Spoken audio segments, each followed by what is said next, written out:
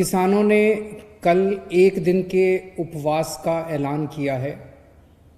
उन्होंने अपील की है पूरे देश की जनता से कि उनके किसानों के समर्थन में सब लोग एक दिन का उपवास रखें। मैं भी उनके साथ कल एक दिन का उपवास रखूंगा। मैं सभी आम आदमी पार्टी के कार्यकर्ताओं से, समर्थकों से अपील करता हूं कि वो भी किसानों की इस मांगों के समर्थन में एक दिन का उपवास रखें।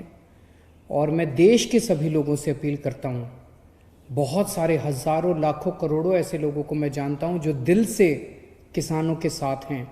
अपनी दिन ब दिन की दिनचर्या की वजह से वो बॉर्डर पे नहीं पहुंच पा रहे, लेकिन दिल से उनके साथ हैं। ऐसे सब लोग, अब उनको भी मौका मिला है, ऐसे सब लोग अपने अपने घरों में एक एक दिन का उपवास रखें और किसानों की मांगों के समर्थन में प्रार्थना करें।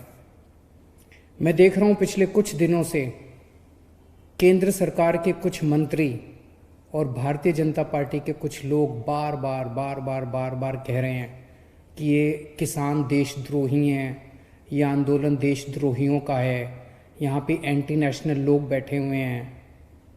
मैं उनसे पूछना चाहता हूँ, हज़ारों एक्स सर्विसमैन, पूर्व सैनिक जो रिटायर हो चुके हैं, ऐसे हज़ारों पूर्व सैनिक वहाँ पे बॉर्डर पे किसानों के साथ बैठे हुए हैं, जिन लोगों ने एक समय में देश की रक्षा करने के लिए अपनी जान की बाजी लगाई थी।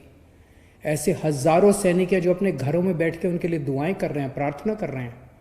ये सारे एंटी नेशनल हैं। मैं उनसे पूछना चाहता हूं, इनके मंत्रियों और भाजपा के नेताओं से, कि ऐसे कितने ही नेशनल और इंटरनेशनल खिलाड़ी हैं जिन्होंने देश के लिए इंटरनेशनल स्तर पे, अंतर्राष्ट्रीय स्तर के ऊपर देश के लिए नाम कमाया और देश के लिए मेडल जीत के लाए। ऐसे कितने ही खिलाड़ी वहाँ पे बॉर्डर पर बैठे हुए हैं किसानों के साथ, अपने अपने घरों में बैठ के वो दुआएं भेज रहे हैं उनको। ये सारे इंटरनेशनल खिलाड़ी जो देश के लिए खेले थे और जिन्होंने देश के लिए मेडल जीते थे, ये सारे एंटी नेशनल हैं। मैं पूछना चाहता हूँ इन सारे बीजेपी के नेताओं और इन सारे मंत्रियों से, कितने सिंगर्स हैं, बॉलीवुड सेलिब्रिटीज़ हैं जो किसानों के बच्चे हैं। मैं जानता हूँ कुछ कुछ सिंगर्स को तो मैं खुद जानता हूँ, कुछ सेलिब्रिटीज़ को मैं खुद जानता हूँ जो किसानों के बच्चे हैं, किसानों के परिवार से आते हैं। ये सब लोग जो इनको समर्थन कर रहे हैं, ये एंटी नेशनल हैं। कितने ही ऐसे डॉक्टर्स हैं जिन्होंने अपना समर्थन दिया है, ये सब डॉक्टर्स हमारे देश के एंटी नेशनल हैं। आज मुझे पता चला बहुत बड़ा वकीलों का समूह बॉर्डर के ऊपर उनको समर्थन देने के लिए पहुंचा था। ये देश के सारे वकील एंटी नेशनल हैं।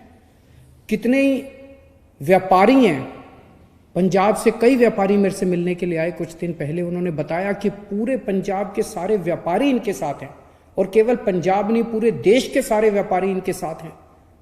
देश के सारे व्यापारी एंटी नेशनल हैं।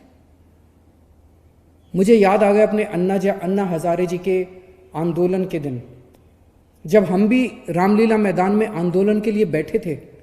उस वक्त की कांग्रेस की सरकार भी तरह तरह के षड्यंत्र रच के हम लोगों के खिलाफ रोज अखबारों में और मीडिया में, टीवी चैनलों पे स्टोरी प्लांट की जाती थी कि ये गलत लोग हैं, ऐसे लोग हैं, एंटी नेशनल लोग हैं।